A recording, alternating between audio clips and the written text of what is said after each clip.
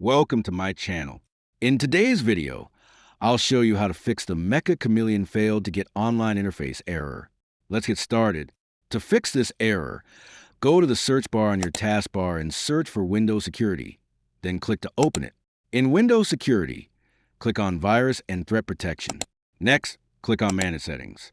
In the Settings page, click on Add or Remove Exclusions. On the next screen, click on Add an Exclusion.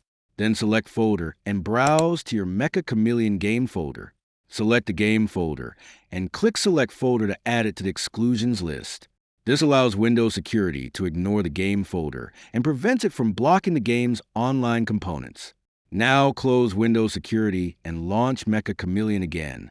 The fail to get online interface error should now be resolved, and the game should connect normally. And that's it. If you liked the video, like, subscribe, and press the bell icon for more helpful tutorials.